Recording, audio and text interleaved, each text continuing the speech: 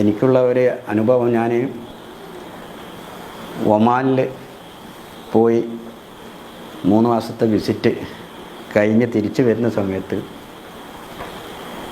എൻ്റെ പഴയ പാസ്പോർട്ടാണ്. അപ്പോൾ അതിൽ അന്നൊക്കെ മീശ വരച്ചിട്ടാണ് പാസ്പോർട്ട് പഴയ കാലത്ത് എടുക്കൽ, വയസ്സാകാത്തതുകൊണ്ട്. അപ്പോൾ ആ പഴയ പാസ്പോർട്ടാണ് എൻ്റെ കയ്യിലുള്ളത്. അങ്ങോട്ട് പോയപ്പോൾ പ്രശ്നമൊന്നുമില്ല. തിരിച്ച് വരുന്ന സമയത്ത് എൻ്റെ പാസ്പോർട്ട് നോക്കുമ്പോൾ ഞാനും നോക്കുമ്പോൾ ഒരുപാട് മാറ്റം. കാരണം അതിൽ താടിയൊന്നുമില്ല, ഇതിൽ താടി കാണുന്നുണ്ട്. അങ്ങനെ പോലീസുകാർക്ക് സംശയമായി.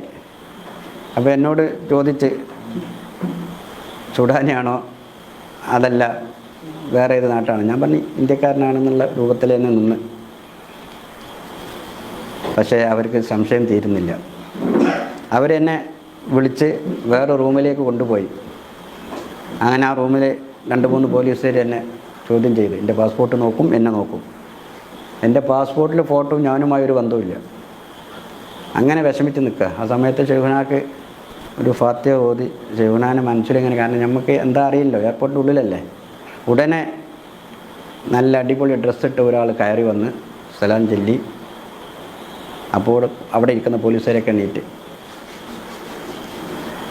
ആ പോലീസുകാരെല്ലാം നീറ്റ് നിന്ന് വന്ന ആൾ അത് ജവാസ് എന്നാണ്, പാസ്പോർട്ട് ചോദിക്കുക വലിയ പോലീസുകാരോട്. ആ പാസ്പോർട്ട് അങ്ങ് കൊടുത്ത് എൻ്റെ കൈ പിടിച്ച് നേരെ അങ്ങ് പോയി ഇമിഗ്രേഷൻ്റെ അവിടെ കൊണ്ടുപോയി പാസ്പോർട്ട് അങ്ങ് കൊടുത്ത്.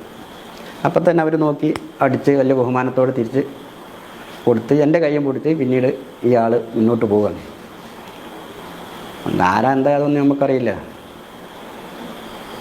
കുറച്ചങ്ങ് ചെന്ന് നമ്മൾ ലിഫ്റ്റ് കയറും, കോണി അങ്ങ് കയറിയുമ്പോൾ കയറി അങ്ങ് എത്തിയപ്പോൾ വിഷമിക്കണ്ടെന്ന് കേട്ടോന്ന്. അപ്പോഴാണ് മനസ്സിലാവുന്നത് ഇത് ഷെയ്ഖുനയാണ് എന്നുള്ളത്. ഇങ്ങനെ നമ്മൾ എവിടെ നിന്ന് വിളിച്ചാലും എപ്പോൾ വിളിച്ചാലും ഷെയ്ഖുന ഹാജറാവുന്നു. ഇതൊന്നും സംഭവങ്ങളില്ല. ഇതിനേക്കാളും വലിയ വലിയ അത്ഭുതങ്ങൾ അനുഭവിച്ച ആളുകൾ ഇഷ്ടം പോലെയുണ്ട്.